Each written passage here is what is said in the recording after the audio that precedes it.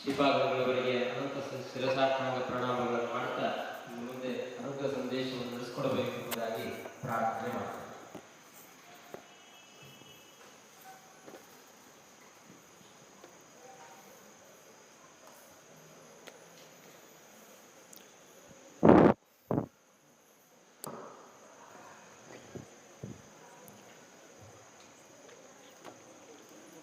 ಶ್ರೀ ಗುರುಭ್ಯೋ ನಮಃ. ಹರಿ ಓಂ. ಸೃಷ್ಟಿಸ್ಥಿತ್ಯಪ್ಯಯೇಹ ನಿಯತಿದೃಶಿತಮೋ ಬಂಧಮೋಕ್ಷಾಶ್ಚ ಯಸ್ಮಾತ್ ಅಸ್ಯ ಶ್ರೀ ಬ್ರಹ್ಮರುದ್ರಪ್ರಭೃತಿಸುರನರದ್ವೀಷಶತ್ರುವಾತ್ಮಕಸ್ಯ ವಿಷ್ಣೋರ್ವ್ಯಸ್ತಾಃ ಸಮಸ್ತಾಃ ಸಕಲಗುಣನಿಧಿಃ ಸರ್ವದೋಷವ್ಯಪೇತಃ ಪೂರ್ಣಾನಂದಾವ್ಯಯೋ ಯೋ ಗುರುರಪಿ ಪರಮಶ್ಚಿಂತಯೇತಂ ಮಹಾಂತಂ ಜನ್ಮಾದ್ಯಸ್ಯ ಯತೋನ್ಮಯಾದಿತರತಶ್ಚಾರ್ಥೇಷ್ವಭಿಜ್ಞಸ್ವರಾಟ್ ತೇನೇ ಬ್ರಹ್ಮಹೃದಾಯ ಆದಿಕವಯೇ ಮುಹ್ಯಂತಿ ಯಂ ಸೂರಯಃ ತೇಜೋವಾರಿಮೃದಾಂ ಯಥಾ ವಿನಿಮಯೋ ಯತ್ರ ತ್ರಿಸರ್ಗೋ ಮೃಷಾ ಧಾಮ್ನಾ ಸ್ವೇನ ಸದಾ ನಿರಸ್ತಕುಹಕಂ ಸತ್ಯಂ ಪರಂ ಧೀಮಹಿ.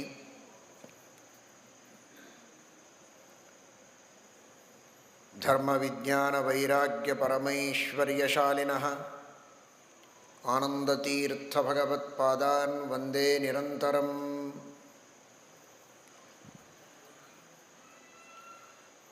ಭವತಿ ಯದನುಭಾವಾದೇಡಮೂಕೋऽಪಿ ವಾಗ್ಮೀ ಜಡಮತಿರಪಿ ಜಂತುರ್ಜಾಯತೆ ಪ್ರಾಜ್ಞಮೌಲಿಃ.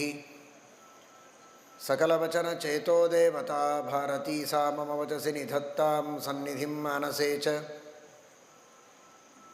ಯಂ ಪ್ರವ್ರಜಂತಮನುಪೇತಮಪೇತಕೃತ್ಯಂ ದ್ವೈಪಾಯನೋ ವಿರಹಕಾತರಾಜುಹಾವ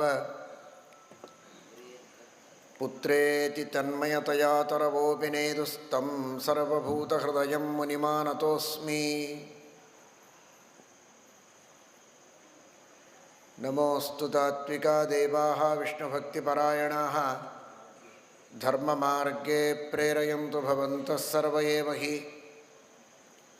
ನೌಮಿನ್ಯಾಯ ಸುಧಾದಿಕೃಜ್ಜಯಮುನೀನ್ ಶ್ರೀಪಾದರಾಟ್ಸನ್ಮಣೀನ್ ವ್ಯಾಸಾರ್ಯಾನ್ ವಿವಿಧಾಗಮಬ್ಧಿವಿಹರಾನ್ ಶ್ರೀವಾದಿರಾಜಾನಪಿ ವಂದೇ ಹಂಸವರಾನ್ ರಘುತ್ತಮಗುರೂನ್ ವೈದಗ್ಧ್ಯವಾರಾಂ ನಿಧೀನ್ ಶ್ರೀಸತ್ಯವ್ರತರಾಘವೇಂದ್ರಮುನಿಪಾನ್ ಸದ್ಬೋಧಸಧ್ಯಾನಪಾನ್. ಅತ್ಯದ್ಭುತಂ ಭಾಗವತಾಖ್ಯರತ್ನಂ ಅಪೂರ್ವಭೂರ್ಯರ್ಥಸಮರ್ಪಣೇನ ಸ್ವೀಕೃತ್ಯ ಯೋದಾದ್ಬುಧಸಜ್ಜನೇಭ್ಯಃ ತಂ ಸತ್ಯಧರ್ಮಾಣಮಹಂ ಭಜೆ ವಿದೇ. ಸತ್ಯಾಭಿಜ್ಞಕರಾಬ್ಜೋತ್ಥಾನ್ ಪಂಚಾಶದ್ವರ್ಷಪೂಜಕಾನ್ ಸತ್ಯಪ್ರಮೋದತೀರ್ಥಾರ್ಯಾನ್ ನೌಮಿನ್ಯಾಯ ಸುಧಾರತಾನ್.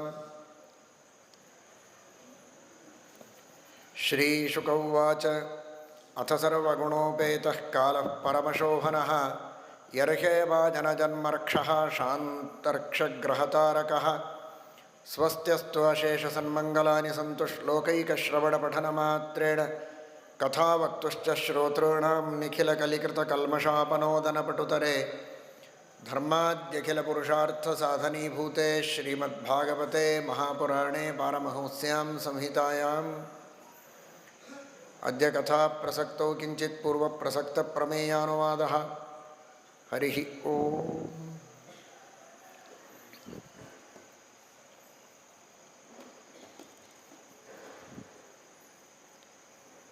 ಭಗವಂತನನ್ನು ಬ್ರಹ್ಮರುದ್ರರು ಗರ್ಭವಾಸದ ದುಃಖವಿಲ್ಲದ ಆ ಪರಮಾತ್ಮನ ಮಹಿಮೆಯನ್ನು ತಿಳಿಸಿಕೊಡುವುದಕ್ಕೋಸ್ಕರ ಗರ್ಭದಲ್ಲಿರುವಾಗ ಅಲೌಕಿಕವಾದ ರೀತಿಯ ಗರ್ಭವಾಸ ಅಂತ ತೋರಿಸುವುದಕ್ಕೋಸ್ಕರ ಸ್ತೋತ್ರವನ್ನು ಮಾಡಿ ಅವನ ಮಹಿಮೆಯನ್ನೂ ಜಗತ್ತಿಗೆ ತಿಳಿಸಿಕೊಟ್ಟು ಭಕ್ತರ ಸಾಧಕರ ಕರ್ತವ್ಯವೇನು ಅನ್ನುವುದನ್ನು ಜನರಿಗೆಲ್ಲ ತಿಳಿಸಿಕೊಟ್ಟಿದ್ದಾರೆ. ಆನಂತರ ಶುಕಾಚಾರ್ಯರು ಪರೀಕ್ಷನ್ ಮಹಾರಾಜರಿಗೆ ಮುಂದೆ ನಡೆದಂತಹ ಘಟನೆಗಳನ್ನು ತಿಳಿಸ್ತಾ ಇದ್ದಾರೆ.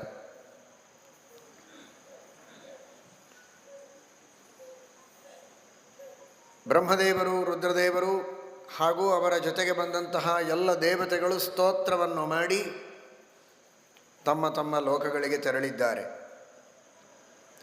ಆ ಎಲ್ಲ ದೇವತೆಗಳು ಎಲ್ಲ ಕಡೆಗೂ ಇದ್ದವರು, ವ್ಯಾಪ್ತರವರು. ಆದರೂ ಎಲ್ಲರಿಗೆ ಕಾಣುವಂತೆ ದೈವದಲ್ಲಿ ದೇವಲೋಕದೊಳಗಿನ ತಮ್ಮ ರೂಪಗಳನ್ನು ತೆಗೆದುಕೊಂಡು ಇಲ್ಲಿ ಬಂದಿದ್ದಾರಲ್ಲ, ಆ ರೂಪಗಳೊಂದಿಗೆ ಮತ್ತೆ ತಮ್ಮ ತಮ್ಮ ಲೋಕಗಳಿಗೆ ಹೋಗಿದ್ದಾರೆ. ಒಂದು ರೂಪದಿಂದ ಭಗವಂತನ ಸೇವೆಗೆ ಇಲ್ಲಿದ್ದಾರೆ, ಎಲ್ಲ ಕಡೆಗೂ ಇದ್ದಾರೆ, ಜನರ ಮೇಲೆ ಅನುಗ್ರಹ ಮಾಡುವುದಕ್ಕೋಸ್ಕರ. ಆನಂತರ ಶ್ರೀಕೃಷ್ಣ ಪರಮಾತ್ಮನ ಅವತಾರದ ಕಾಲದ ವರ್ಣನೆಯನ್ನು ಮಾಡ್ತಾರೆ. ಎಂತಹ ಕಾಲದಲ್ಲಿ ಶ್ರೀಕೃಷ್ಣ ಪರಮಾತ್ಮ ಅವತಾರ ಮಾಡಿದ, ಆ ಕಾಲ ಎಂತಹದ್ದು. ಅಥ ಸರ್ವಗುಣೋಪೇತಃ ಕಾಲಃ ಪರಮಶೋಭನಃ. ಏನು ಹೇಳಬೇಕಿನ್ನು ಇದಕ್ಕಿಂತಲೂ? ಯಾವ ಯಾವ ಗ್ರಹಗಳು ಉಚ್ಚ ಸ್ಥಿತಿಯಲ್ಲಿರಬೇಕೋ ಅವುಗಳೆಲ್ಲವೂ ಉಚ್ಚಸ್ಥಾನದಲ್ಲಿವೆ. ಸಕಲ ಗ್ರಹಬಲ ನೀನೆ ಸರಸಿಜಾಕ್ಷ. ಆ ಗ್ರಹಗಳು ಉಚ್ಚ ಸ್ಥಿತಿಯಲ್ಲಿರುವುದರಿಂದ ದೇವರಿಗೇನು ಉಚ್ಚತೆ, ಉತ್ತಮತೆ, ಸೌಖ್ಯ, ಸಮೃದ್ಧಿ, ಅಭಿವೃದ್ಧಿ ಬರಬೇಕಾದದ್ದಿಲ್ಲ. ಆದರೆ ಜಗತ್ತಿನೊಳಗಿನ ಜೀವರಾಶಿಗಳ ಉನ್ನತವಾದ ಸ್ಥಿತಿಯನ್ನು ಸೂಚನೆ ಮಾಡುವುದಕ್ಕೆ, ಅವರ ಸೌಭಾಗ್ಯವನ್ನು ಸೂಚನೆ ಮಾಡುವುದಕ್ಕೋಸ್ಕರ ಉಚ್ಚಸ್ಥಾನದಲ್ಲಿದ್ದು ಆ ಭಗವಂತನ ಸೇವೆಗೆ, ಅವನ ಆಜ್ಞೆಗೆ ಅಂತ ನಾವು ಬೇಕಾದಷ್ಟು ಕೆಲಸ ಮಾಡ್ತೇವೆ. ಯಾರ್ಯಾರೋ ಜೀವರ ಗುಣಗಳನ್ನು, ಅವರ ಔನ್ನತ್ಯವನ್ನು, ಅವರ ಉತ್ತಮತೆಯನ್ನು ತೋರಿಸಿ ಸಾಕಾಗಿದೆ. ಈಗ ನಮ್ಮ ಜನ್ಮ ಸಾರ್ಥಕವಾಗಬೇಕಾದರೆ, ನಾವು ಗ್ರಹಗಳಾಗಿ ಗ್ರಹಾಭಿಮಾನಿ ದೇವತೆಗಳಾಗಿದ್ದದ್ದು ಸಾರ್ಥಕ ಅಂತಾಗಬೇಕಾದರೆ, ನಮಗೆಲ್ಲ ಜನ್ಮ ಕೊಟ್ಟ ದೇವ, ನಮಗೆಲ್ಲ ಅಸ್ತಿತ್ವವನ್ನು ಕೊಟ್ಟವ, ಜಗತ್ತಿನಲ್ಲಿ ಹುಟ್ಟುವ ಕೋಟಿ ಕೋಟಿ ಕೋಟಿ ಕೋಟಿ ಜೀವರಾಶಿಗಳಿಗೆ ಅವರವರ ಶುಭಾಶುಭಗಳನ್ನು ನಮ್ಮ ಸ್ಥಿತಿಯ ಮೂಲಕ ಸೂಚನೆ ಮಾಡುವಂತಹ ಒಂದು ಸ್ಥಾನ ಅಂದರೆ ಏನು? ಸಣ್ಣ ಸ್ಥಾನನ ಅದು? ಎಂಥ ಅದ್ಭುತವಾದದ್ದು ದೇವರ ಸೃಷ್ಟಿಯ ಅದ್ಭುತ ವೈಚಿತ್ರ್ಯ. ಆ ತನ್ನ ಅದ್ಭುತವಾದ ವಿಚಿತ್ರವಾದ ಸೃಷ್ಟಿಗೆ ಈ ಗ್ರಹಗಳನ್ನು ದೇವರು ನಿಮಿತ್ತ ಮಾಡಿ ಇಟ್ಟುಕೊಂಡಿದ್ದಾರೆ. ಏನು ಅದ್ಭುತವಾದಂತಹ ವ್ಯವಸ್ಥೆ ಇರಲಿಕ್ಕಿಲ್ಲ. ಆಲೋಚನೆ ಮಾಡಿ. ಇವತ್ತಿನ ದಿವಸ ಜ್ಯೋತಿಷಿಗಳು ಹೇಳ್ತಾರೆ, ಇಂತಹ ಸಮಯದಲ್ಲಿ ಇವನು ಹುಟ್ಟಿದ್ದಾನೆ, ಈಗಿನ ಗ್ರಹಸ್ಥಿತಿ ಹೀಗಿದೆ, ಅದಕ್ಕಾಗಿ ಇವನ ಭವಿಷ್ಯ ಹೀಗೆ ಅಂತ. ಇವನಿಗೆ ಶುಭ, ಇವನಿಗೆ ಅಶುಭ, ಇವನಿಗೆ ಮದುವೆ ಆಗತ್ತೆ, ಆಗೋದಿಲ್ಲ, ಇವನಿಗೆ ಇಷ್ಟು ಮಕ್ಕಳು, ಇಷ್ಟು ಗಂಡು, ಇಷ್ಟು ಹೆಣ್ಣು, ಏನೇನೋ ಹೇಳ್ತಾರೆ, 108. ಆ ತರಹದ ವಿಚಿತ್ರವಾದಂತಹ ಏನೊಂದು ಭವಿಷ್ಯ ಇದೆ ಆ ಕ್ಷಣದಲ್ಲಿ ಹುಟ್ಟಿದಂತಹ ಜೀವನಿಗೆ. ಅದೇ ತರಹದ ಯೋಗ, ಅದೇ ತರಹದ ಪುಣ್ಯ, ಅದೇ ತರಹದ ಪಾಪ, ಅದೇ ತರಹದ ಸೌಭಾಗ್ಯ ಇರುವಂತಹ ಜೀವರನ್ನು, ಕೋಟಿ ಕೋಟಿ ಜೀವರನ್ನು, ಆ ಕ್ಷಣದಲ್ಲಿ ಹುಟ್ಟುವಂತಹ ಜೀವರನ್ನು ಹಾಗೇ ಸೆಟ್ ಮಾಡಬೇಕಲ್ಲ ದೇವರು. ಇಲ್ಲದೇ ಇದ್ದರೆ ಏನು ಭವಿಷ್ಯ ಹೇಳ್ತಾರೆ ಇವರು? ಆ ಕ್ಷಣದಲ್ಲಿ ಹುಟ್ಟುವಂತಹ ಎಷ್ಟೆಲ್ಲ ಜೀವರಾಶಿಗಳಿದ್ದಾರೆ ಅವರಿಗೆ ಆ ತರಹದ ಗ್ರಹಸ್ಥಿತಿಯ ಫಲವನ್ನು ಹೇಳುವುದಕ್ಕೆ ಅನುಕೂಲವಾಗುವ ರೀತಿಯಲ್ಲಿ ಆ ಜೀವರ ಸ್ಥಿತಿ ಇರಬೇಕು. ಅದನ್ನು ಹಾಗೆ ಸೆಟ್ ಮಾಡ್ತಾನೆ ಪರಮಾತ್ಮ. ಆ ರೀತಿ ದೇವರು ವ್ಯವಸ್ಥೆಯನ್ನು ಮಾಡಿರ್ತಾನೆ. ಎಂತಹ ವ್ಯವಸ್ಥೆ ಅದು ದೇವರದು? ಆ ವ್ಯವಸ್ಥೆ ಇರಲಿಲ್ಲ ಅಂದರೆ ಯಾವ ಜ್ಯೋತಿಷಿಗಳ ಆಟ ಏನು ನಡೀತದೆ?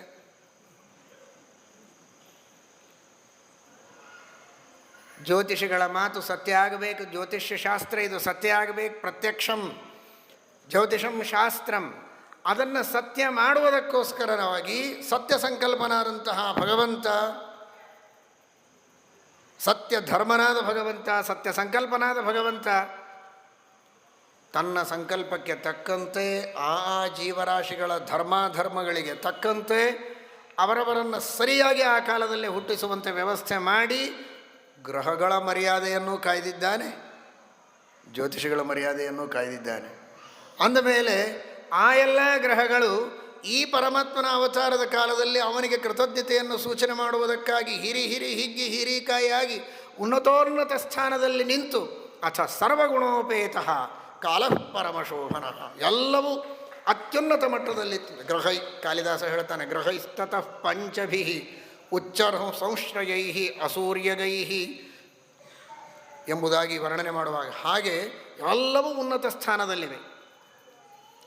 ಸೂಚಿತ ಭಾಗ್ಯ ಸಂಪದಂ ಅಂತ ರಘುವಂಶದಲ್ಲಿ ಹೇಳ್ತಾನೆ. ಆ ರೀತಿ ಶ್ರೀರಾಮಚಂದ್ರನ ಅವತಾರದ ಕಾಲದಲ್ಲಿಯೇ ಇರಬಹುದು, ಶ್ರೀಕೃಷ್ಣನ ಅವತಾರದ ಕಾಲದಲ್ಲಿಯೇ ಆಗಿರಬಹುದು, ಆ ಎಲ್ಲ ಗ್ರಹಗಳು ಅತ್ಯುನ್ನತ ಸ್ಥಾನದಲ್ಲಿವೆ ಎನ್ನುವ ದೃಷ್ಟಿಯಲ್ಲಿ ಸರ್ವಗುಣೋಪೇತಃ, ಏನು ಗುಣ ಇರಬೇಕೋ ಆ ಎಲ್ಲ ಗುಣ ಇದೆ. ಅವು ಎಷ್ಟು ಹಾರಲಿಕ್ಕೆ ಸಾಧ್ಯ ಇತ್ತೋ, ಎಷ್ಟು ಉನ್ನತ ಸ್ಥಾನದಲ್ಲಿ ಇರಲಿಕ್ಕೆ ಸಾಧ್ಯ ಇತ್ತೋ ಅಷ್ಟು ಇದ್ವು ಪಾಪ ಆ ಗ್ರಹಗಳು. ಅದಕ್ಕೂ ಹೆಚ್ಚು ಏನು ಮಾಡ್ತವೆ? ಯಾಕೆಂದರೆ ಎಷ್ಟಿದ್ರೂ ದೇವರ ಅನಂತ ಗುಣಪೂರ್ಣತ್ವವನ್ನು, ಅವನ ನಿಸ್ಸೀಮವಾದ ನಿರವಧಿಕವಾದ ಮಹಿಮೆಯನ್ನು ತಿಳಿಸುವ ಶಕ್ತಿ ಸಾಮರ್ಥ್ಯ ಅವುಗಳಲ್ಲಿ ಇಲ್ಲ. ಪರಮಾವಧಿ ಮ್ಯಾಕ್ಸಿಮಮ್ ಏನು ತಾವು ಸೂಚನೆ ಮಾಡಲಿಕ್ಕೆ ಸಾಧ್ಯ ಉಂಟೋ ಅಷ್ಟನ್ನು ಸಾಧ್ಯ ಮಾಡಿ ಯಥೋ ವಾಚೋ ನಿವರ್ತಂತೆ ಅಪ್ರಾಪ್ಯ ಮನಸಾ ಸಹ ಗ್ರಹೈಸ್ಸಹ. ಯಾವ ಗ್ರಹಗಳು ಆ ಪರಮಾತ್ಮನ ಪೂರ್ಣವಾದ ಭಾಗ್ಯವನ್ನು ಅರ್ಥಾತ್ ಆ ಭಗವಂತನ ವೈಭವವನ್ನು ಸಮೃದ್ಧಿಯನ್ನು ಸೂಚನೆ ಮಾಡುವುದಕ್ಕೆ ಸಾಧ್ಯ ಇಲ್ಲ. ಆದರೆ ಸೂಚನೆ ಮಾಡುವ ಪ್ರಯತ್ನದಲ್ಲಿ ತಾವು ಹಿಂಜರಿಯಲಿಲ್ಲ, ತಮ್ಮ ಸಾಧ್ಯತೆ ಇದ್ದಷ್ಟು ಸೂಚನೆಯನ್ನು ಮಾಡುವೆ ಎನ್ನುವ ಅರ್ಥದಲ್ಲಿ ಅಥ ಸರ್ವಗುಣೋಪೇತಃ ಕಾಲಃ ಪರಮಶೋಭನಃ. ಶ್ರೀಕೃಷ್ಣ ಪರಮಾತ್ಮನ ಅವತಾರದ ಕಾಲ ಎಂತಹ ಮಂಗಲ, ಪರಮಮಂಗಲ ಕಾಲ ಅನ್ನುವುದನ್ನು ಸೂಚನೆ ಮಾಡುವುದಕ್ಕೋಸ್ಕರ ಅಥ ಎಂಬ ಶಬ್ದವನ್ನು ಬಳಸಿದ್ದಾರೆ. ಅಥ ಎಂಬ ಶಬ್ದ ಮಂಗಲ ಪ್ರಯೋಜನಕ. ಮಂಗಲಾನಂತರಾರಂಭ ಪ್ರಶ್ನ ಕಾರ್ತ್ಸ್ನೇಶ್ವಥೋ ಅಥ ಎಂಬುದಾಗಿ ಮಂಗಲ ಎಂಬ ಪ್ರಯೋಜನ ಅಥ ಎಂಬ ಶಬ್ದಕ್ಕುಂಟು ಅನ್ನುವುದಕ್ಕೋಸ್ಕರನೇ ಎಲ್ಲ ಸೂತ್ರಗಳ ಪ್ರಾರಂಭದಲ್ಲಿ ಅಥ ಎಂಬ ಶಬ್ದದ ಪ್ರಯೋಗವನ್ನು ಮಾಡುತ್ತಾರೆ. ಓಂ ಅಥಾತೋ ಬ್ರಹ್ಮ ಜಿಜ್ಞಾಸ ಓಂ ಅಥ. ಅಥ ಅನ್ನುವುದು ಮಂಗಲವನ್ನು ಹೇಳಿಕೊಡುವಂತಹ ಮಂಗಲ ಪ್ರಯೋಜನ ಉಳ್ಳಂತಹ ಶಬ್ದ. ಬ್ರಹ್ಮಾದಿ ದೇವತೆಗಳು ಸ್ತೋತ್ರ ಮಾಡಿ ಮುಗಿಸುವವರೆಗೆ ನಿಂತು ಆಮೇಲೆ ಮುಂದೆ ಪರಮಾತ್ಮ ಅವತಾರ ಮಾಡ್ತಾ ಇದ್ದಾನೆ ಅಂತ, ಆ ನಂತರದಲ್ಲಿ ದೇವರು ಅವತಾರ ಮಾಡಿದ ಅಂತ ಹೇಳುವುದಕ್ಕಾಗಿಯೂ ಅಥ ಎಂಬ ಶಬ್ದ ಇದೆ. ಆದರೆ ಅದರ ಪ್ರಯೋಜನ ಮಂಗಲ ಅಂತ. ತಮ್ಮ ಮನೆಗೆ ಕೆಲಸಕ್ಕೆ ಅಡಿಗೆ ಮಾಡೋದಕ್ಕೆ ಅಂತ ನೀರನ್ನು ಮುತ್ತೈದೆಯರು ನದಿಯಲ್ಲಿ ತುಂಬಿಕೊಂಡು ತೆಗೆದುಕೊಂಡು ಬರ್ತಾ ಇರ್ತಾರೆ.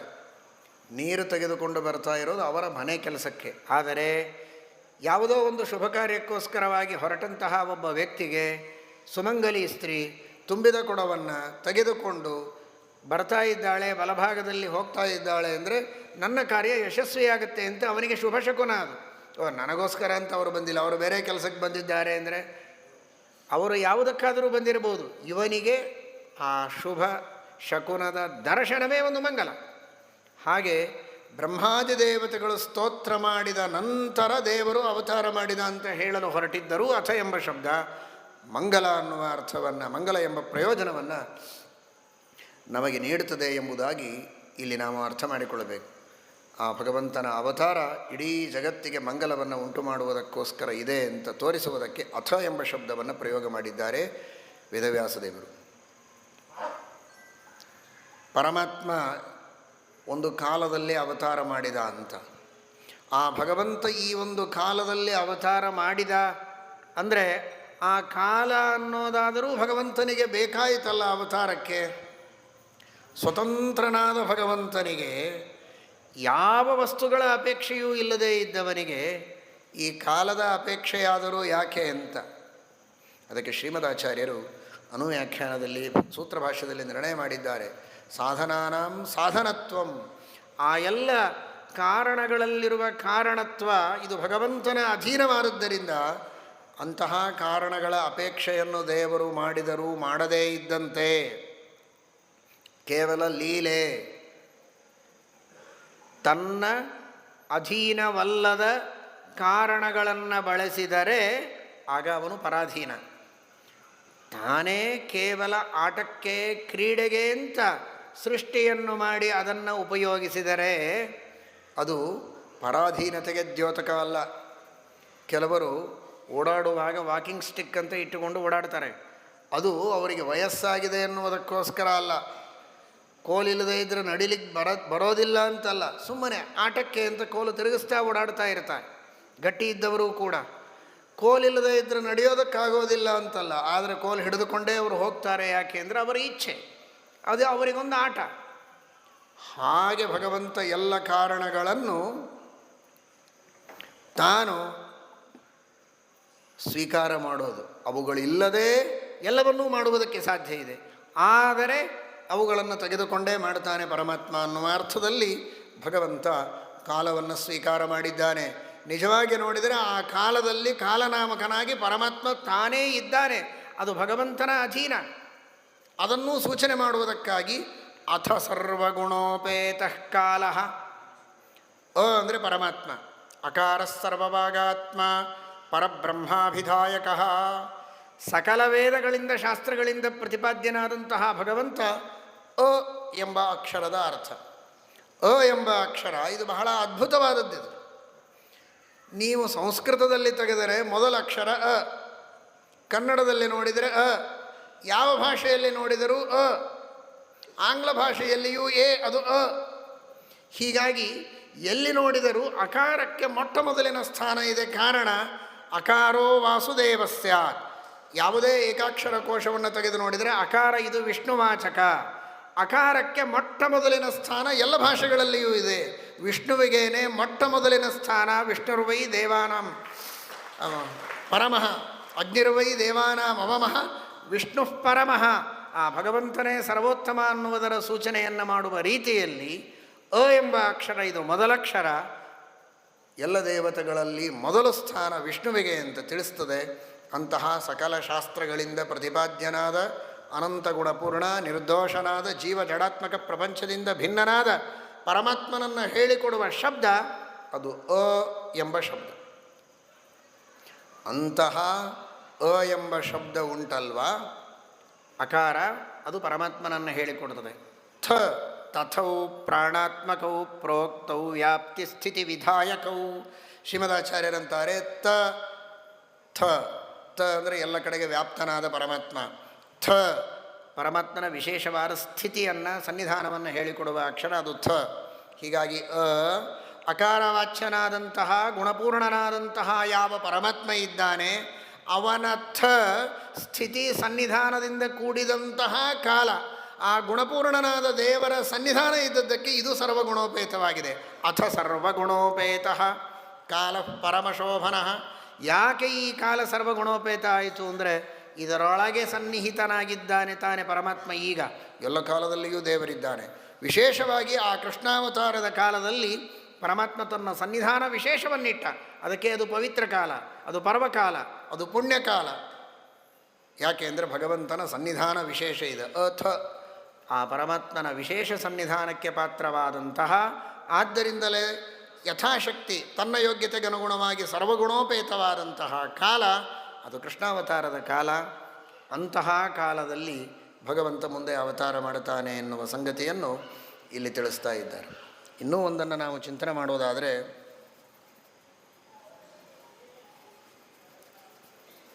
ದೇವರಿಗೆ ನಿಜವಾಗಿ ಜನ್ಮವೇ ಇಲ್ಲ ಅನ್ನೋದನ್ನು ಸೂಚನೆ ಮಾಡಬೇಕಾಗಿದೆ ಗಂಭೀರವಾಗಿ. ಹೇಗೆ ಅಂದರೆ, ಇಲ್ಲಿ ಓಂ ಮತ್ತು ಅಥ ಎಂಬ ಎರಡು ಶಬ್ದಗಳಿವೆಯಲ್ಲ, ಇವುಗಳನ್ನು ದೇವರು ಯಾವಾಗ ಉಚ್ಚಾರಣೆ ಮಾಡಿದ ಅಂತ ಶ್ರೀಮದಾಚಾರ್ಯರು ಹೇಳುತ್ತಾರೆ. ಸಿಸೃಕ್ಷೋ ಪರಮಾದ್ವಿಷ್ಣೋ ಪ್ರಥಮಂ ದ್ವೌ ವಿನಿಸೃತೌ ಓಂಕಾರಶ್ಚಾಥ ಶಬ್ದಶ್ಚ ತಸ್ಮಾತ್ ಪ್ರಾಥಮಿಕವು ಕ್ರಮಾತ್. ಓಂ ಮತ್ತು ಅಥ ಎಂಬ ಎರಡು ಶಬ್ದಗಳೇನಿವೆ, ಇವುಗಳು ಸೃಷ್ಟಿ ಮಾಡುವಾಗ ಮೊಟ್ಟ ಮೊದಲು ದೇವರ ಮುಖದಿಂದ ಬಂದ ಶಬ್ದಗಳಂತೆ. ಸೃಷ್ಟಿ ಮಾಡುವ ಭಗವಂತನ ಮುಖದಿಂದ ಮೊದಲು ಬಂದ ಶಬ್ದ ಓಂ, ಆ ನಂತರ ಬಂದ ಶಬ್ದ ಅಥ. ಸೃಷ್ಟಿಯ ಪ್ರಾರಂಭದಲ್ಲಿ ಈ ಎರಡು ಶಬ್ದಗಳ ಪ್ರಯೋಗವನ್ನು ಮಾಡಿ ಆನಂತರ ಜಗತ್ತಿನ ಸೃಷ್ಟಿಯನ್ನು ಮಾಡಿದ್ದಾನೆ ದೇವರು. ಅರ್ಥ ಮಾಡಿಕೊಳ್ಳಿ, ಅಥ ಎಂಬ ಶಬ್ದದ ಮಹಿಮೆ, ಓಂಕಾರದ ಮಹಿಮೆ ಅಂತೂ ಇನ್ನೂ ಹಿರಿದಾದದ್ದು. ಆ ಓಂ ಮತ್ತು ಅಥ ಶಬ್ದಗಳ ಮಹಿಮೆ ಎಷ್ಟಿದೆ ಅಂತ ಆ ಶಬ್ದವನ್ನು ಇಲ್ಲಿ ಬಳಸ್ತಾ ಇದ್ದಾರೆ ವೇದವ್ಯಾಸ ದೇವರು. ಅದರಿಂದ ಏನು ಸೂಚನೆ ಮಾಡ್ತಾರೆ ಅಂದರೆ ಆ ಶಬ್ದ ಬಳಸಿದ ಕ್ಷಣಕ್ಕೆ ಈ ಪ್ರಮಾಣ ವಚನದ ನೆನಪಾಗ್ತದೆ. ಒಬ್ಬ ವಿದ್ವಾಂಸನಿಗೆ, ಶಾಸ್ತ್ರದ ಅಧ್ಯಯನ ಮಾಡಿದ ವ್ಯಕ್ತಿಗೆ, ಓ ಅಥ ಎಂಬ ಶಬ್ದವನ್ನು ಬಳಸ್ತಾರಲ್ಲ, ಈ ಅಥ ಎಂಬ ಶಬ್ದ ಎಲ್ಲಿ ಬಂದದ್ದು? ಅಥ ಎಂಬ ಶಬ್ದ ಪರಮಾತ್ಮನ ಸೃಷ್ಟಿ ಮಾಡುವಾಗ ಮೊದಲು ಬಂದದ್ದು. ಆ ಮಾತು ನೆನಪಾದರೆ ದೇವರೇ ಸಕಲ ಜಗತ್ತಿನ ಸೃಷ್ಟಿಕರ್ತ ಅನ್ನುವ ಪ್ರಮೇಯದ ನೆನಪಾಗ್ತದೆ. ಅದು ನೆನಪಾದರೆ ಜಗತ್ತಿನ ಸೃಷ್ಟಿಕರ್ತೃವಾದ ದೇವರಿಗೆ ಈ ದೇವಕಿಯಿಂದ ಏನು ಜನ್ಮ ಆಗಲಿಕ್ಕೆ ಸಾಧ್ಯ ಇದೆ, ಸರ್ವಥಾ ಅಲ್ಲ, ಇದು ಕೇವಲ ನಾಟಕ ಅನ್ನುವುದನ್ನು ನೆನಪಿಸಿಕೊಡೋದಕ್ಕೆ ಆ ಅಥ ಎಂಬ ಸೃಷ್ಟಿಯ ಆದಿಕಾಲದಲ್ಲಿ ಉಚ್ಚಾರಣೆ ಮಾಡಿದ ಶಬ್ದವನ್ನು ವೇದವ್ಯಾಸ ದೇವರು ಇಲ್ಲಿ ಬಳಸ್ತಾ ಇದ್ದರು. ಎಷ್ಟೋ ಸಂದರ್ಭಗಳಲ್ಲಿ ಯಾವ್ಯಾವುದೋ ವ್ಯಕ್ತಿಗಳು ಏನೇನೋ ಮಾತನಾಡಿರ್ತಾರೆ, ಆ ಒಂದು ಶಬ್ದ ನೆನಪಾದರೆ ಪೂರ್ಣ ಆ ಕಥೆಯೆಲ್ಲ, ಹಿಸ್ಟ್ರಿ ಎಲ್ಲ, ಇತಿಹಾಸ ಎಲ್ಲ ತಲೆಯಲ್ಲಿ ಸುತ್ತುತ್ತಾ ಇರ್ತದೆ. ಟೀಕಾಚಾರ್ಯರೇ ಅದಕ್ಕೆ ಉದಾಹರಣೆ ತಾನೆ. ಕಿಂ ಪಶು ಪೂರ್ವದೇಹೇ, ಅಷ್ಟೊಂದಾಕ್ಷಣಕ್ಕೆ ಆ ಪಶು ಎರಡು ಶಬ್ದ ಎರಡು ಅಕ್ಷರ, ಒಂದು ಪದ, ಅದನ್ನು ಕೇಳಿದರೆ ತಮ್ಮ ಸಂಪೂರ್ಣವಾದ ಹಿಂದಿನ ಜನ್ಮದ ಸ್ಮರಣೆಯೆಲ್ಲ ಆಗಿ ಸರ್ವಸಂಗ ಪರಿತ್ಯಾಗ ಮಾಡಿ ಸನ್ಯಾಸವನ್ನು ತೆಗೆದುಕೊಂಡ್ರಲ್ಲ ಮಹಾನುಭಾವರು. ಹಾಗೆ ಆ ಒಂದೊಂದು ಶಬ್ದ ನೆನಪು ಮಾಡಿಕೊಡುತ್ತೆ. ಹಾಗೆ ಅಥ ಅಂತ ಒಂದು ಶಬ್ದ ಕೇಳಿದರೆ, ಹಾಗಾದರೆ ಶ್ರೀಮದ್ ಆಚಾರ್ಯರು ಅಥ ಎಂಬ ಶಬ್ದ ಪರಮಾತ್ಮನ ಸೃಷ್ಟಿ ಮಾಡುವ ಸಂದರ್ಭದಲ್ಲಿ ಮೊದಲು ಒಂದು ಶಬ್ದ, ಆ ಸೃಷ್ಟಿಯ ಸಂದರ್ಭ ನೆನಪಾಗತ್ತೆ. ಸೃಷ್ಟಿ ಮಾಡಿದವ ದೇವರು ಅನ್ನುವ ಸ್ಮರಣೆ ಬರ್ತದೆ. ಸೃಷ್ಟಿ ಮಾಡಿದವ ದೇವರಾದ ಮೇಲೆ ಅವನಿಗೆಲ್ಲಿಯ ಜನ್ಮ, ಇದೆಲ್ಲ ಕೇವಲ ನಾಟಕ ಅನ್ನುವ ವಿಚಾರ ನಮ್ಮ ತಲೆಯಲ್ಲಿ ಬರಬೇಕು. ಅದಕ್ಕಾಗಿ ಅಥ ಸರ್ವಗುಣೋಪೇತಃ ಕಾಲಃ ಪರಮಶೋಭನಃ. ಸತ್ಯಧರ್ಮತೀರ್ಥ ಶ್ರೀಪಾದಂಗಳವರು ಇನ್ನೂ ಒಂದು ರೀತಿಯಾಗಿ ಈ ಅಥ ಎಂಬ ಶಬ್ದಕ್ಕೆ ಅರ್ಥವನ್ನು ತಿಳಿಸ್ತಾರೆ. ಥ ಅಂದರೆ ಅನ್ನ, ಅಥ ಸರ್ವಗುಣೋಪೇತಃ. ಈ ಕಾಲ ಬಹಳ ಶೋಭನವಾದದ್ದು, ಎಲ್ಲ ಗ್ರಹಗಳು ಉಚ್ಚ ಸ್ಥಿತಿಯಲ್ಲಿವೆ ನಿಜ ಅಂತ ಹೇಳಿ ಚೆನ್ನಾಗಿ ಊಟ ಮಾಡೋದಲ್ಲ. ಅವತ್ತಿನ ದಿವಸ, ಕೃಷ್ಣಾಷ್ಟಮಿಯ ದಿವಸ ಉಪವಾಸವನ್ನು ಮಾಡಬೇಕು. ಥ ಎಂಬ ಶಬ್ದಕ್ಕೆ ಅನ್ನ ಅಂತ ಅರ್ಥ ಇದೆ. ಥ ಅಂದರೆ ಅನ್ನ, ಅಥ ಅಂದರೆ ಅನ್ನವಿಲ್ಲದ ಕಾಲ ಅಂತ. ಯಾವ ದಿನ ಶ್ರೀಕೃಷ್ಣಾವತಾರ ಆಗುವ ಒಂದು ವಿಶೇಷವಾದಂತಹ ಪವಿತ್ರವಾದ ಕಾಲ ಇರುತ್ತೆ, ಅವತ್ತು ಆ ಕೃಷ್ಣಾವತಾರಕ್ಕೋಸ್ಕರವಾಗಿ ಪ್ರತೀಕ್ಷೆಯನ್ನು ಮಾಡ್ತಾ, ಕೃಷ್ಣಾವತಾರದ ನಂತರದಲ್ಲಿಯೂ ಕೂಡ ಕೇವಲ ತೀರ್ಥವನ್ನು ಪ್ರಾಶನ ಮಾಡಿ ಮಾರನೆಯ ದಿವಸ ಪಾರಣೆಯನ್ನು ಮಾಡಬೇಕು. ತಿಥಿ ನಕ್ಷತ್ರಗಳ ಕೊನೆಯಲ್ಲಿ, ತಿಥಿ ಭಾಂತೆ ಚಪಾರಣಂ, ತಿಥಿ ಮತ್ತು ನಕ್ಷತ್ರಗಳ ಕೊನೆಯಲ್ಲಿ ಅಷ್ಟಮಿ ತಿಥಿ ರೋಹಿಣಿ ನಕ್ಷತ್ರ ಜೊತೆಗಿದ್ದರೆ ಜಯಂತಿ, ಎರಡರ ನಂತರ ಪಾರಣ. ಇಲ್ಲ ಕೇವಲ ಅಷ್ಟಮಿ ತಿಥಿ ಇದ್ದರೆ ಆ ತಿಥ್ಯಂತೆ ಪಾರಣವನ್ನು ಮಾಡಬೇಕು ಎಂಬುದಾಗಿ ಶಾಸ್ತ್ರದಲ್ಲಿ ತಿಳಿಸಿಕೊಟ್ಟಿದ್ದಾರೆ. ಆ ಒಂದು ಪ್ರಮೇಯವನ್ನು ವೇದವ್ಯಾಸದೇವರು ಸೂಚನೆ ಮಾಡುವುದಕ್ಕೋಸ್ಕರವಾಗಿಯೂ ಅಥ ಸರ್ವಗುಣೋಪೇತಃ ಕಾಲಃ ಅಂತ. ಥ ಅನ್ನ ಅ ಇಲ್ಲದಿರುವ ಕಾಲ, ಅಥ ಸರ್ವಗುಣೋಪೇತಃ ಕಾಲಃ ಎಂಬುದಾಗಿ ತಿಳಿಸಿಕೊಟ್ಟಿದ್ದಾರೆ. ಅಥ ಸರ್ವಗುಣೋಪೇತಃ ಕಾಲಃ ಪರಮಶೋಭನಃ, ಪರಮಮಂಗಲವಾದ ಕಾಲ. ಯಾರಿಗೆ? ಸಜ್ಜನರಿಗೆ, ಸಾತ್ವಿಕರಿಗೆ, ಉತ್ತಮರಿಗೆ, ದೇವತೆಗಳಿಗೆ, ದೇವತೆಗಳ ಅನುಸರಣೆಯನ್ನು ಮಾಡುವವರಿಗೆ. ಆದರೆ ಶತ್ರುಗಳಿಗೆ, ಕಂಸ ಮೊದಲಾದವರಿಗೆ, ದೈತ್ಯರಿಗೆ, ಅಸುರರಿಗೆ, ದುರ್ಜನರಿಗೆ ಮಾತ್ರ ಇದು ಅತ್ಯಂತ ಅಶೋಭನ. ಪರಂ ಅಶೋಭನಃ, ಪರಂಪ್ರತಿ ಶತ್ರುಗಳನ್ನು ಕುರಿತು ಅತ್ಯಂತ ಅಶೋಭನವಾದ ಕಾಲ. ಅರ್ಥಾತ್ ಅವರ ಮೃತ್ಯುವಿನ ಕಾಲ ಹತ್ತಿರ ಬಂದಿದೆ ಅಂತ ಅರ್ಥ. ಇನ್ನು ಕೆಲವೇ ಕಾಲದೊಳಗೆ, ಅಲ್ಪ ಕಾಲದೊಳಗೆ ಭಗವಂತ ಆ ಎಲ್ಲ ದೈತ್ಯರನ್ನು ನಾಶ ಮಾಡಿ ಭೂಭಾರಹರಣವನ್ನು ಮಾಡ್ತಾನೆ. ಅವರ ದೃಷ್ಟಿಯಲ್ಲಿ ಇದು ಘೋರವಾಗಿರುವಂತಹ ರಾತ್ರಿ, ಸಜ್ಜನರಿಗೆ ಇದು ಪರಮ ಮಂಗಲವಾದಂತಹ ರಾತ್ರಿ ಎಂಬುದಾಗಿ ವರ್ಣನೆ ಮಾಡುತ್ತಾರೆ. ಅಥ ಸರ್ವಗುಣೋಪೇತಃ ಕಾಲಃ ಪರಮಶೋಭನಃ ಯರ್ಷ್ಯೇ ವಾಜನ ಜನ್ಮರ್ಕ್ಷ ಶಾಂತರ್ಕ್ಷಗ್ರಹತಾರಕಃ. ಯಾವ ನಕ್ಷತ್ರ ಇತ್ತು ಆಗ ಅಂತ ಹೇಳ್ತಾರೆ. ಅಜನ ಜನ್ಮರ್ಕ್ಷ, ಅಜನ ಜನ್ಮವೇ ಇಲ್ಲದ ಭಗವಂತ, ಅವನಿಂದ ಜನ್ಮ ಹುಟ್ಟಿದಂಥವರು ಬ್ರಹ್ಮದೇವರು. ಅಂತಹ ಬ್ರಹ್ಮದೇವರು ಅಭಿಮಾನಿ ದೇವತೆಗಳಾಗಿರುವ ನಕ್ಷತ್ರ ರೋಹಿಣಿ ನಕ್ಷತ್ರ. ಅಜನ ಜನ್ಮರ್ಕ್ಷ, ರೋಹಿಣಿ ನಕ್ಷತ್ರ ಇರುವಂತಹ ಕಾಲ ಅದು. ಗ್ರಹತಾರಕ, ಎಲ್ಲ ಗ್ರಹಗಳು, ಸ್ಥೂಲ ನಕ್ಷತ್ರಗಳು ಹಾಗೂ ಸೂಕ್ಷ್ಮವಾದ ನಕ್ಷತ್ರಗಳು ಎಲ್ಲವೂ ಕೂಡ ಅತ್ಯಂತ ಶಾಂತವಾಗಿವೆ. ಶಾಂತವಾದಂತಹ ಸ್ಥಾನದಲ್ಲಿ ಅವುಗಳೆಲ್ಲವೂ ಇವೆ ಎಂಬುದಾಗಿ ಆ ಕಾಲದ ವರ್ಣನೆಯನ್ನು ಮಾಡ್ತಾ ಇದ್ದಾರೆ. ದಿಶಃ ಪ್ರಸೇದು ಗಗನಂ ನಿರ್ಮಲೋಡು ಗಣೋದಯಂ ಮಹೀಮಂಗಲಭೂಯಿಷ್ಠ ಪುರಗ್ರಾಮೌ ರಜಾಕರ. ಎಲ್ಲ ದಿಕ್ಕುಗಳೂ ಪ್ರಸನ್ನವಾಗಿವೆ, ನಕ್ಷತ್ರಗಳೆಲ್ಲ ಸ್ವಚ್ಛವಾಗಿ ತೋರ್ತಾ ಇವೆ. ಭೂಮಿ ಎಲ್ಲಿ ನೋಡಿದರಲ್ಲಿ ಶುಭಶಕುನಗಳು, ಮಂಗಲಮಯವಾಗಿದೆ. ಊರು ಪಟ್ಟಣಗಳು, ಆ ಗೋಕುಲ ಎಲ್ಲ ಕಡೆಗೂ ಕೂಡ ಪರಮ ಮಂಗಲವಾದಂತಹ ವಾತಾವರಣ ನಿರ್ಮಾಣವಾಗಿದೆ. ನದ್ಯ ಪ್ರಸನ್ನ ಸಲಿಲಾಹ ಹೃದಾಹ ಜಲರುಹ ಶ್ರಿಯ ದ್ವಿಜಾಲಿಕುಲ ಸನ್ನಾದಸ್ತಬಕಾವನರಾಜಯ. ಒಟ್ಟಾರೆ ಪಂಚಮಹಾಭೂತಾಭಿಮಾನಿ ದೇವತೆಗಳಿಗೆಲ್ಲ ಪರಮ ಸಂತೋಷ. ಆ ಪಂಚಮಹಾಭೂತಗಳಿಂದಲೇ ನಿರ್ಮಿತವಾದದ್ದು ಈ ಬ್ರಹ್ಮಾಂಡ. ಆ ಬ್ರಹ್ಮಾಂಡದೊಳಗಿನ ಒಂದು ಲೋಕ ಅದು ಭೂಲೋಕ. ಆ ಭೂಲೋಕದೊಳಗಿನ ಒಂದು ಸ್ಥಾನದಲ್ಲಿ ಭಗವಂತ ಅವತಾರ ಮಾಡ್ತಾ ಇದ್ದಾನೆ ಅನ್ನುವುದಕ್ಕೆ ಸಾಕ್ಷಾತ್ ಪರಮಾತ್ಮ ಯಾವಾಗಲೂ ನಮ್ಮೊಳಗೆ ಇದ್ದಾನೆ, ಇದ್ದಾನೆ ಅನ್ನೋದಕ್ಕಾಗೇ ನಮಗೆ ಅಸ್ತಿತ್ವ ಇದೆ. ಅಂತಹ ಪರಮಾತ್ಮನ ಸ್ಥಾನ ನಮ್ಮಲ್ಲಿ ಯಾವಾಗಲೂ ಇದ್ದರೂ, ಸನ್ನಿಧಾನ ಇದ್ದರೂ ಎಲ್ಲರಿಗೆ ತೋರುವಂತೆ ಪರಮಾತ್ಮ ಅವತಾರವನ್ನು ಮಾಡಿ ಇವತ್ತು ನಮಗೊಂದು ಶೋಭೆಯನ್ನು ಕೊಡ್ತಾನೆ. ದೇವರು ಓಡಾಡ್ತಾನೆ ಅಂದರೆ ಭೂಮಿಗೆ ಆನಂದ, ಆ ಪರಮಾತ್ಮನ ಮೇಲೆ ಬೀಸ್ತೇವೆ ಅಂದರೆ ನಮ್ಮ ಸೌಭಾಗ್ಯ ಅಂತ ಆ ಗಾಳಿ ವಾಯುವಿಗೆ ಅಭಿಮಾನಿಯಾದ ದೇವತೆಗೆ ಸಂತೋಷ. ಆ ಭಗವಂತ ಜಲಕ್ರೀಡೆಯನ್ನು ಮಾಡ್ತಾನೆ ಅಂದರೆ ನಾವು ಜಲಾಭಿಮಾನಿಗಳಾಗಿದ್ದು ಯಾರ್ಯಾರ ಬಾಯಿಗೋ ಹೋಗಿ ಯಾರ್ಯಾರ ಮೈನೋ ತೊಳೆದು ಏನೇನೋ ಕೆಲಸಗಳನ್ನು ಮಾಡ್ತಾ ಇರ್ತೀವಿ. ಸಾಕ್ಷಾತ್ ಭಗವಂತನೇ ಬಂದು ನಮ್ಮಲ್ಲಿ, ದೇವರನ್ನು ಮನಸ್ಸಿನಲ್ಲಿ ಹೊತ್ತು ಬಂದ ಜ್ಞಾನಿಗಳು ಸ್ನಾನ ಮಾಡಿದರೇನೆ ತೀರ್ಥೀ ಕುರುವಂತಿ ತೀರ್ಥಾನಿ ಸ್ವಾತ್ಮಸ್ಥೇನ ಗದಾಭೃತ ಅಂತಾರೆ. ಇನ್ನು ಆ ಗದಾಭೃತ್, ಆ ಚಕ್ರಧಾರಿಯಾದ ಗದಾಭೃತ್ತಾದ ಭಗವಂತನೇ ಸಾಕ್ಷಾತ್ತಾಗಿ ಬಂದು ಜಲಕ್ರೀಡೆಯನ್ನು ಮಾಡ್ತಾನೆ, ಸ್ನಾನವನ್ನು ಮಾಡ್ತಾನೆ, ನಮ್ಮನ್ನು ನೋಡ್ತಾನೆ ಕಣ್ತೆರೆದು ಅಂದರೆ ನಮ್ಮ ಸೌಭಾಗ್ಯ ಎಂಥದ್ದು. ಆ ಕಾಲ ಬಂತು ಈಗ ಅಂತ ಸಂತೋಷ ಪಡ್ತಾ ಇವೆ ಎಲ್ಲ ನದಿಗಳು, ಎಲ್ಲ ದಿಕ್ಕುಗಳು, ಎಲ್ಲ ಗಾಳಿ, ಆಕಾಶ, ನಕ್ಷತ್ರಗಳು ಎಲ್ಲವೂ ಕೂಡ ಸಂತೋಷ ಪಡ್ತಾ ಇವೆ.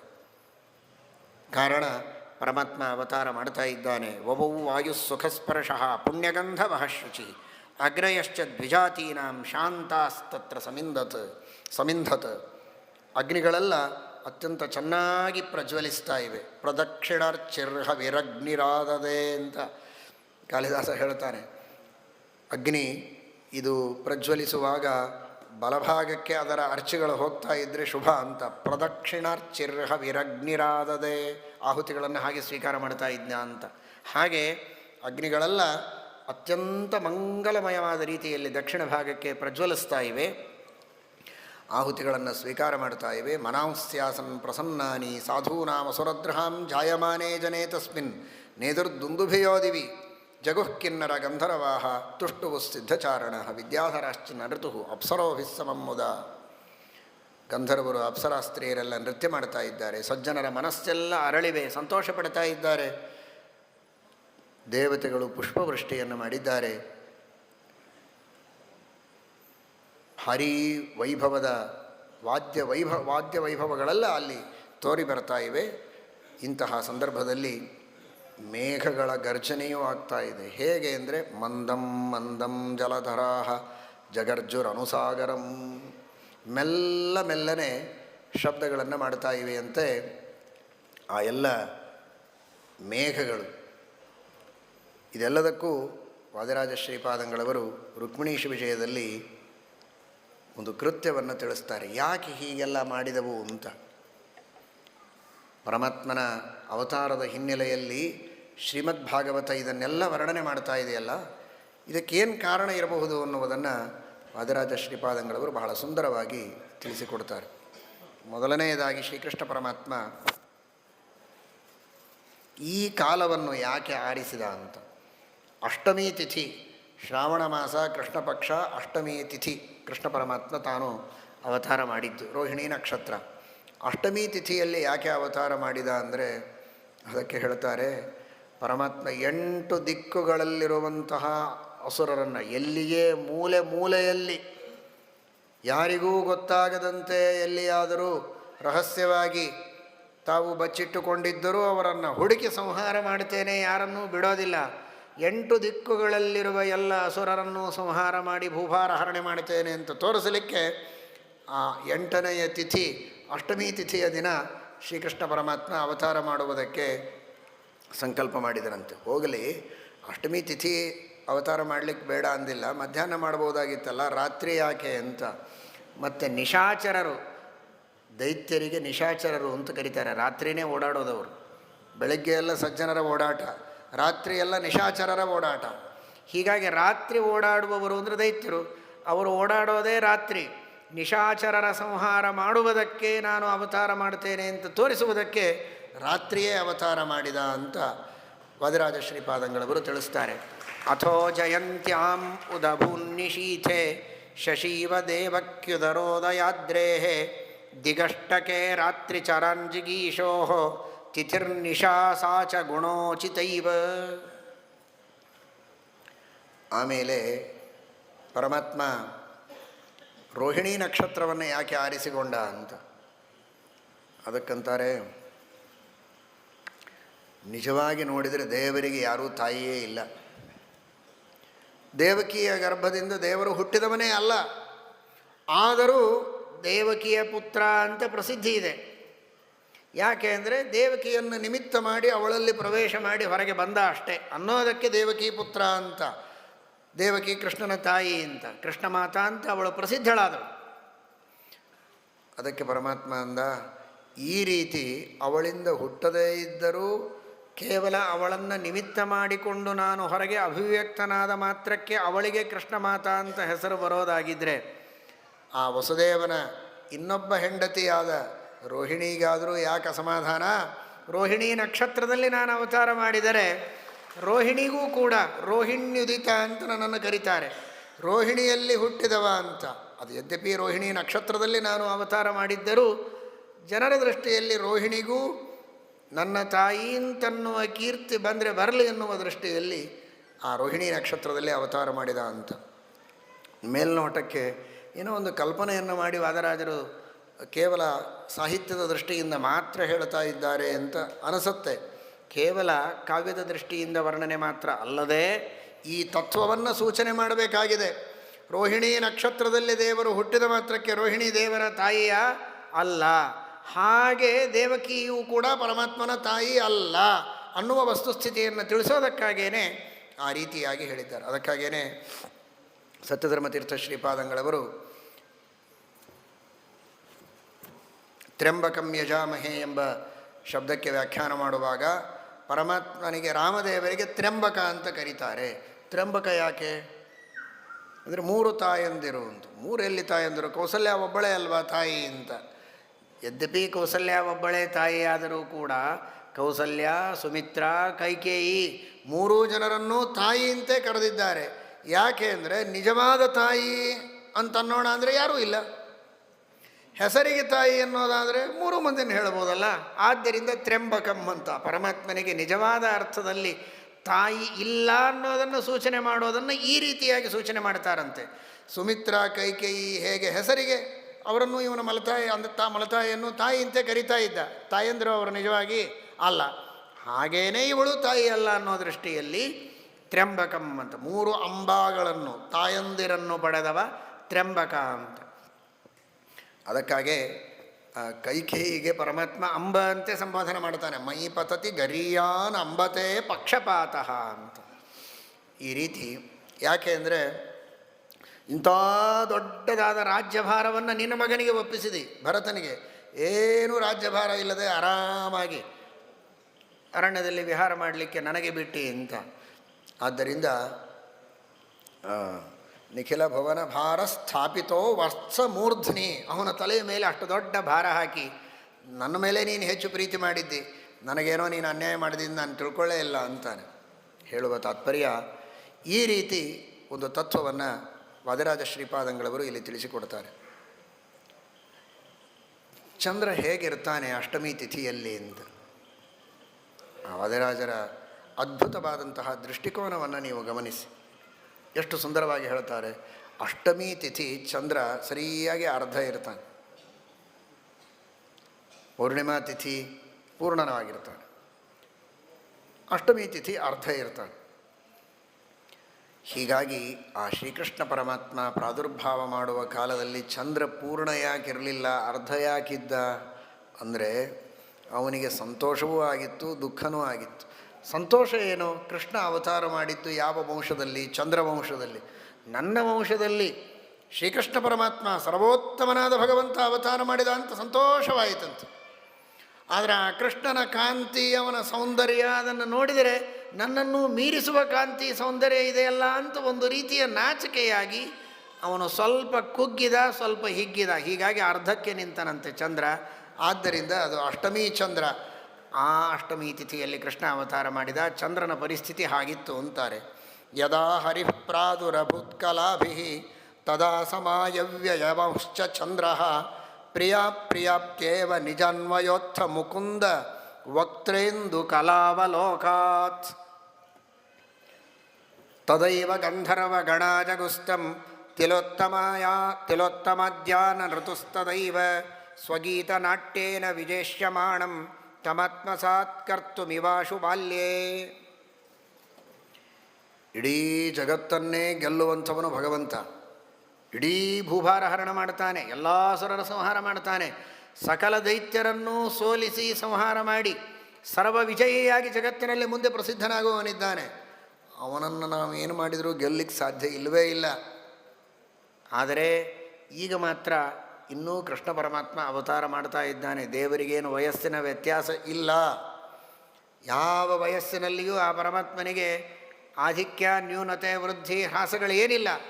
ಆದರೂ ಒಂದರ್ಥದಲ್ಲಿ ಈ ರೀತಿಯ ಚಿಂತನವನ್ನು ಆ ಗಂಧರ್ವರು, ಅಪ್ಸರಾ ಸ್ತ್ರೀಯರು ಮಾಡಿರಬಹುದು ಅಂತಾರೆ ವಾದಿರಾಜರು. ಏನಂತ? ಬಾಲ್ಯದಲ್ಲಿ ಸುಲಭವಾಗಿ ಇವನನ್ನು ನಮ್ಮ ವಶ ಮಾಡಿಕೊಂಡು ಬಿಡಬಹುದು. ನಮ್ಮ ಹಾಡುಗಳನ್ನು, ನಮ್ಮ ನಾಟ್ಯಗಳನ್ನು, ಇವುಗಳನ್ನೆಲ್ಲ ಅವನ ಮುಂದೆ ತೋರಿಸಿದರೆ ಅವನು ಸಂತೋಷಪಟ್ಟು ನಮಗೆ ವಶನಾಗ್ತಾನೆ, ಅರ್ಥಾತ್ ಭಕ್ತಿಗೆ ವಶನಾಗ್ತಾನೆ. ಅವನು ನಮ್ಮ ವಶನಾದ ಮೇಲೆ ಅವನು ಇಡೀ ಜಗತ್ತನ್ನು ಗೆದ್ದರೂ ನಾವೇ ಜಗತ್ತನ್ನು ಗೆದ್ದ ಹಾಗೆ ಲೆಕ್ಕ. ಯಾಕೆಂದರೆ ನಮ್ಮ ವಶನಾಗಿರ್ತಾನೆ ಕೃಷ್ಣ ಅನ್ನುವ ಆಲೋಚನೆ ಅವರಿಗೆ ಬಂತೋ ಏನೋ. ಬಂದಿದ್ದರೆ ಅದು ಭ್ರಾಂತಿಯೇ. ಆದರೆ ತಾತ್ಪರ್ಯ ಶ್ರೀಕೃಷ್ಣ ಪರಮಾತ್ಮ ಸಮಸ್ತ ಜಗತ್ತನ್ನು ಗೆಲ್ಲುವ ಪರಮಾತ್ಮ ಅವತಾರ ಮಾಡ್ತಾ ಇದ್ದಾನೆ ಅನ್ನುವ ಸಂದೇಶವನ್ನು ಈ ಮಾಧ್ಯಮದಿಂದ ವಾದಿರಾಜ ಶ್ರೀಪಾದಂಗಳವರು ನಮಗೆ ತಿಳಿಸಿಕೊಡ್ತಾ ಇದ್ದಾರೆ. ಭಾಗವತದಲ್ಲಿ ನೀವು ಕೇಳಿದಿರಿ, ಮಹೀ ಮಂಗಲ ಭೂಯಿಷ್ಠ, ಭೂಮಿ ಬಹಳ ಸಂತೋಷಪಟ್ಟಿದೆ ಅಂತ. ಯಾಕೆ ಭೂಮಿಗೆ ಸಂತೋಷವಾಯಿತು ಅಂತ? ಇನ್ಯಾರಿಗೆ ಸಂತೋಷ ಆಗಬೇಕು ಅಂತಾರೆ. ಪರಮಾತ್ಮ ಅವತಾರ ಮಾಡಿ ಗರ್ಭದಿಂದ ಹೊರಗೆ ಬಂದದ್ದೇ ತಡ, ತನ್ನ ಪಾದಗಳನ್ನು ಊರೋದೇ ನನ್ನ ಮೇಲೆ, ನನ್ನ ಭಾಗ್ಯಕ್ಕೆ ಎಣೆ ಉಂಟೆ ಅನ್ನುವ ಸಂತೋಷ ಆ ಭೂಮಿಗೆ ಆಯಿತಂತೆ.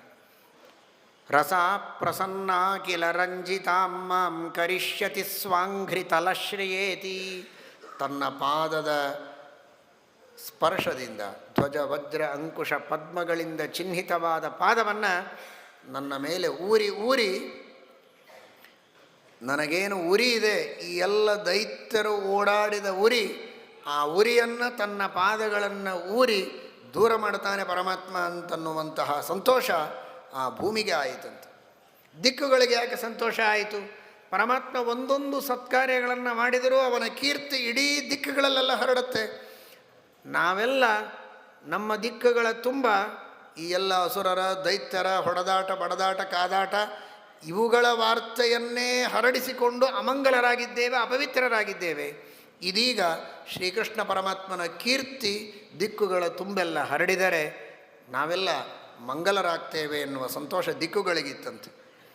ದೇವತೆಗಳು ಯಾಕೆ ಪುಷ್ಪವೃಷ್ಟಿಯನ್ನು ಮಾಡಿದರು ಅಂದರೆ ಶ್ರೀಕೃಷ್ಣ ಪರಮಾತ್ಮನಿಗೆ ನೆನಪು ಮಾಡಿಕೊಡೋದಕ್ಕೆ ಅಂತ. ಏನು ನೆನಪು ಮಾಡಿಕೊಡ್ಬೇಕು? ಅವನಿಗೇನು ಮರೆಯೋದೇ ಇಲ್ವಲ್ಲ, ನೆನಪೇನು ಮಾಡಿಕೊಡೋದು ಅಂದರೆ ಸೇವಾ ರೂಪದಲ್ಲಿ ವೇದವ್ಯಾಸ ದೇವರಿಗೆ ಶ್ರೀಮದ್ ಭಾಗವತದ ರಚನೆ ಮಾಡಬೇಕು ಅನ್ನುವುದು ಸ್ವತಃ ಮನಸ್ಸಿನಲ್ಲಿ ದೃಢವಾದ ಸಂಕಲ್ಪ ನಿರ್ಧಾರ ಇತ್ತು. ಆದರೂ ನಾರದರು ಪ್ರಾರ್ಥನೆ ಮಾಡಿದರಲ್ಲ, ಹಾಗೆ ಸ್ವರ್ಗಲೋಕದ ನಂದನವನದ ಪಾರಿಜಾತ ವೃಕ್ಷದ ಹೂವುಗಳ ಸೌಗಂಧ್ಯ ಹೀಗಿರುತ್ತೆ ನೋಡು. ನೀನು ಮುಂದೆ ಸತ್ಯಭಾಮಾದೇವಿಗೆ ಪಾರಿಜಾತ ವೃಕ್ಷವನ್ನು ನಂದನವನದಿಂದ ತಂದು ಕೊಡಬೇಕಾದ ಒಂದು ಸಂಕಲ್ಪ ನಿನ್ನದುಂಟು. ಆ ಸಂಕಲ್ಪವನ್ನು ಪೂರ್ಣ ಮಾಡಬೇಕು ಅನ್ನುವುದನ್ನು ತಾವು ತಮ್ಮ ಕರ್ತವ್ಯ ಅನ್ನುವ ದೃಷ್ಟಿಯಲ್ಲಿ ನೆನಪು ಮಾಡಿಕೊಡುವುದಕ್ಕೋ ಏನೋ ಕೆಲವು ಹೂವುಗಳನ್ನು ಮೇಲಿನಿಂದ ವೃಷ್ಟಿ ಮಾಡಿದರಂತೆ. ಇದೇ ಹೂವುಗಳ ಗಿಡವನ್ನು ನೀನು ಮುಂದೆ ತೆಗೆದುಕೊಂಡು ಬರಬೇಕು ಅಂತ ತಮ್ಮ ಕರ್ತವ್ಯದ ರೂಪದಲ್ಲಿ ನೆನಪು ಮಾಡಿಕೊಡೋದಕ್ಕೆ ಅಂತಾರೆ. ತದೈವ ದೇವಾವ ವೃಷು ಪ್ರಸೂನೈ ಹೃದಯ ಸ್ಮರಂತೋ ವಚಸಾಸ್ತುವಂತಹ ನಗೇಂದ್ರ ಮೈಂದ್ರಂ ಭುವಿ ನೇಷ್ಯತೋಸ್ಯ ಮನಸ್ಸಮುದ್ಬೋಧಯಿತುಂ ಪುರೈವ. ಈ ರೀತಿ ವಾದಿರಾಜ ಶ್ರೀಪಾದಂಗಳವರು ಬಹಳ ಸುಂದರವಾಗಿ ವರ್ಣನೆಯನ್ನು ಮಾಡುತ್ತಾರೆ. ಸಮುದ್ರದ ಸಮೀಪಕ್ಕೆ ಹೋಗಿ ದೂರದಲ್ಲಿ ಮಂದವಾಗಿ ಗರ್ಜನೆ ಮಾಡಿದವು ಆ ಎಲ್ಲ ಮೇಘಗಳು ಅಂತ. ಯಾಕೆ ಅಂತ ಅದಕ್ಕೆ ವಾದಿರಾಜರಂತಾರೆ, ಮೇಘಗಳು ಯಾಕೆ ಅಲ್ಲಿ ಗರ್ಜನೆ ಮಾಡಿದವು ಅಂದರೆ ಶರೀರ ಕಾಂತ್ಯಾ ಜಲದಸ್ವಜೈತ್ರಂ ನಿರೀಕ್ಷ ಕೃಷ್ಣಂ ಜಲರಾಶಿ ತೀರೆ ಜಗರ್ಜ ಶಕ್ತ್ಯಾರಹಿತಸ್ಯ ಪುಂಸಃ ಜಲಾಂತಿಕೇಶ್ವೇವ ಹಿ ಗರ್ಜಿತಾನಿ. ಆ ಶ್ರೀಕೃಷ್ಣ ಪರಮಾತ್ಮನ ಸೌಂದರ್ಯ ನೀಲಮೇಘಶ್ಯಾಮ ಅಂತಾರೆ. ಆ ನೀಲವರ್ಣದ ಮೇಘಗಳ ಕಾಂತಿಯನ್ನು ಮೀರುವ ಶ್ರೀಕೃಷ್ಣ ಪರಮಾತ್ಮನ ಶರೀರದ ಕಾಂತಿಯನ್ನು ನೋಡಿ ಒಂದು ರೀತಿ ಆ ಸೌಂದರ್ಯದ ಯುದ್ಧದೊಳಗೆ ತಾವು ಸೋತಂತೆ ಆಗಿದೆ ಆ ಮೇಘಗಳಿಗೆ. ನಮ್ಮನ್ನು ಮೀರಿದ ಕಾಂತಿ ಇವನದುಂಟು, ನಮ್ಮನ್ನು ಮೀರಿದಂತಹ ಬಣ್ಣ, ನಮ್ಮನ್ನು ಮೀರಿದ ಆಕರ್ಷಕತೆ.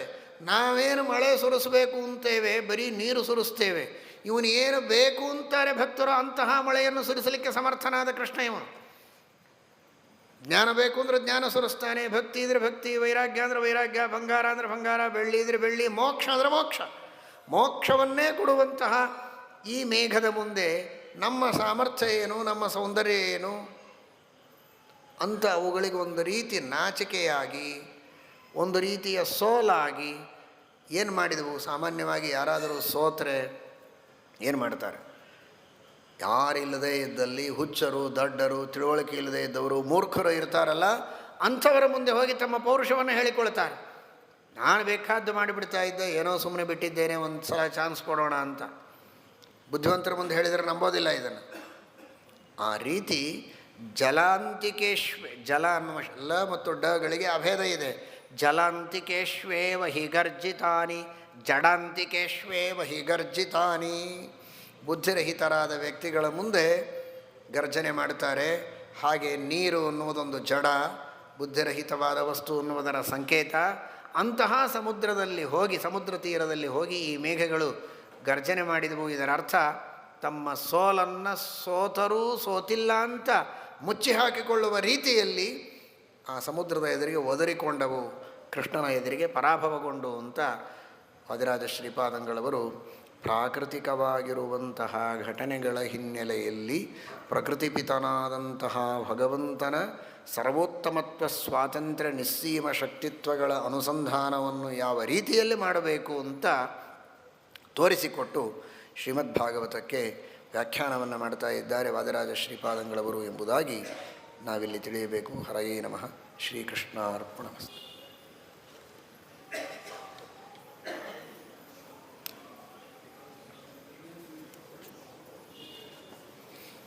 ಧಾರವಾಡದ ಮಾಧ್ವ ವಿದ್ಯಾಪೀಠದ ವತಿಯಿಂದ ನಮ್ಮ ಪಿ ಆರ್ ಕುಲಕರ್ಣಿಯವರು ಬ್ರಹ್ಮಸೂತ್ರ ಭಾಷ್ಯದ ಬಿಡುಗಡೆಯನ್ನು ಮಾಡಿಸಿ ಅದರ ಪ್ರಕಾಶನವನ್ನು ಮಾಡಿ ಪಾರಾಯಣ ಮಾಡುವವರಿಗೆ, ಅಧ್ಯಯನ ಮಾಡುವವರಿಗೆ ಅತ್ಯಂತ ಅನುಕೂಲ ಮಾಡಿಕೊಟ್ಟಿದ್ದಾರೆ. ಅದರ ಸದುಪಯೋಗವನ್ನು ಸಜ್ಜನರು ಪಡೆಯಬೇಕು. ಹರಿವಾಯುಗುರುಗಳು ದೇವರು ಅವರಿಗೆ ವಿಶೇಷವಾಗಿ ಅನುಗ್ರಹವನ್ನು ಮಾಡಲಿ ಎಂಬುದಾಗಿ ಪ್ರಾರ್ಥನೆಯನ್ನು ಮಾಡ್ತೇವೆ.